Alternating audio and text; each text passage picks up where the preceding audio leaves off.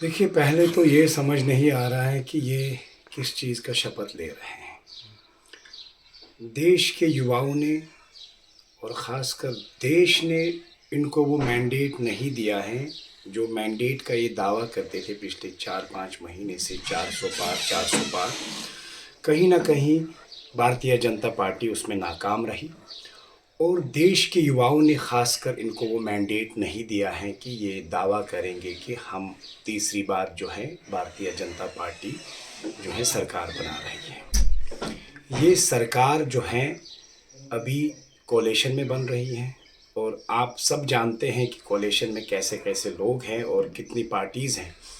उसके साथ साथ मैं ये आपको बताना चाहूँगा, इतिहास गवाह है, हर 25 साल के बाद इतिहास बदलती है। ये आप भी मानते हैं, हम भी मानते हैं। मैं पूरा दावे के साथ ये कहूँगा, अगर ये सरकार बना भी रहे हैं, जिस हिसाब से लोगों ने, देश के युवाओं ने, बेटियों ने, बुज़ुर्गों ने, माँओं ने इनको मैंडेट नहीं दिया, इनको रिजेक्ट किया, उस हिसाब से मुझे नहीं लगता है कि ये सरकार ज़्यादा देर चलेगी। अभी हाल ही में आपने चंद्रबाबू नायडू जी का एक स्टेटमेंट सुना था जिसमें उन्होंने मुस्लिम रिजर्वेशन की बात की थी। देखना ये है कि जो उन्होंने अपनी स्टेट्स में माइनॉरिटीज़ के साथ कमिटमेंट्स की हैं, क्या वो कमिटमेंट्स पूरी कर सकते हैं।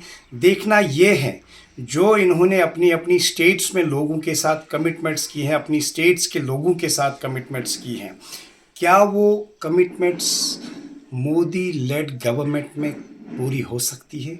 ये उनके लिए सबसे बड़ा चैलेंज रहेगा। देखिए, ये मैं रोज़े अव्वल से बोलते आ रहा हूँ मीडिया में कि भारतीय जनता पार्टी ने यहाँ बहुत पैसा खर्च किया अपने लीडर्स और वर्कर्स पे, लेकिन भारतीय जनता पार्टी नाकाम रही क्योंकि इनको यहाँ के लोगों ने वो मैंडेट नहीं दिया। और भारतीय जनता पार्टी के साथ जितनी भी बाकी पॉलिटिकल पार्टीज़ डायरेक्टली या इनडायरेक्टली मिली थी, आपने वो देखा लोकसभा इलेक्शंस में उन्होंने उनको रिजेक्ट किया।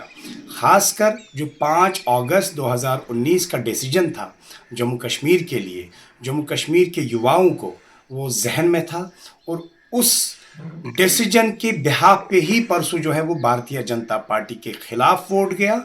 आपने देखा नॉर्थ कश्मीर में कैसे वेव चली युवाओं की। पहले हम बोलते थे कि युवा इलेक्शन में नहीं आते हैं, लेकिन इस बार युवा जोक दर जोक घरों से निकले और वोट दे दिया। और वो जमहूरी निज़ाम के तहत अमन चाहते हैं, जमहूरी निज़ाम के तहत हमारे देश के झंडे के तले वो अपने जम्मू कश्मीर की खुशहाली, यहाँ का जो युवा है, जम्मू कश्मीर की तरक्की, जम्मू कश्मीर की बहबूदी, जम्मू कश्मीर की खुशहाली के लिए वोट दिया है। हम उम्मीद करते हैं कि आने वाले असेंबली इलेक्शंस में भी भारतीय जनता पार्टी को जम्मू कश्मीर से कोई ऐसा सीट नहीं मिलेगा। आम आदमी पार्टी इलेक्शंस लड़ेगी यहाँ पे। हम इंशाअल्लाह दमखम से इलेक्शंस लड़ेंगे। काफ़ी चैलेंजेस हैं, वो देश के सभी इंस्टीट्यूशंस और एजेंसीज़ और मशीनरीज़ के सामने हैं कि कितना भारतीय जनता पार्टी ने दिल्ली में आम आदमी पार्टी को तोड़ना चाहा, कैसे धमकाया गया आम आदमी पार्टी के एमएलएज़ को, कैसे आम आदमी पार्टी के लीडर्स को, हमारे जो बड़े लीडर्स हैं वो जेल में हैं, चाहे वो अरविंद केजरीवाल जी हैं, चाहे वो मनीष सिसोदिया जी हैं, चाहे वो सतिंदर जैन जी हैं, या और भी कई सारे हमारे वॉलंटियर्स जिनको धमकाया गया, जिनको तंग किया गया, तब भी दिल्ली के लोगों ने वोट दिया। हम शुक्रिया अदा करते हैं दिल्ली के लोगों का। इस बार करीबन 43% वोट शेयर दिल्ली के आवाम ने हमें दिया क्योंकि वो अरविंद केजरीवाल जी के साथ प्यार करते हैं, अरविंद केजरीवाल जी को चाहते हैं।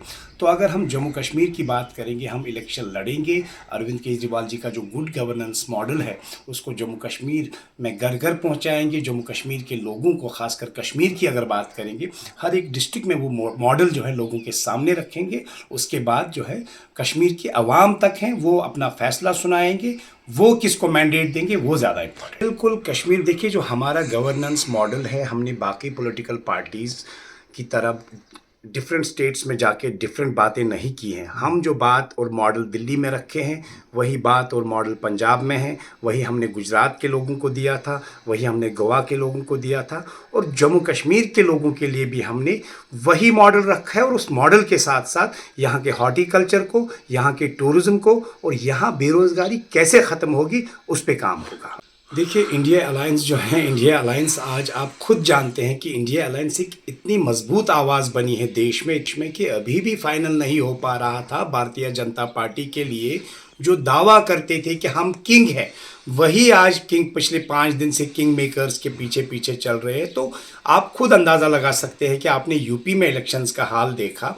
हमारे नेता अरविंद केजरीवाल जी को बस 21 दिन इन्होंने कैंपेन के लिए दिए, और हमारे लिए इलेक्शन लड़ना और इलेक्शन जीतने से ज़्यादा इम्पॉर्टेंट था कि इस देश के संविधान को बचाने के लिए हम घर घर आवाज़ पहुंचाए।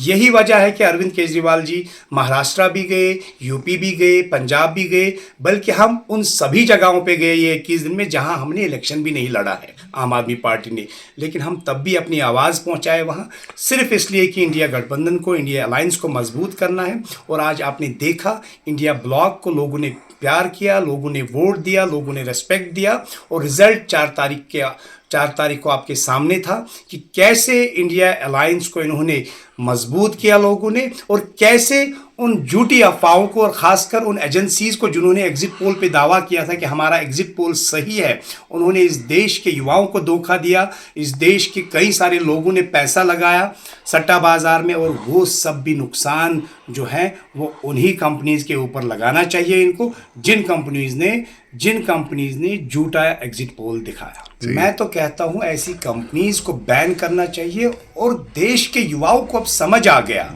आप देखिए, जिस दिन एग्जिट पोल आया सोशल मीडिया पे सब लोग ये कहते थे कि ये एग्जिट पोल नहीं होगा, ये एग्जिट पोल नहीं होगा।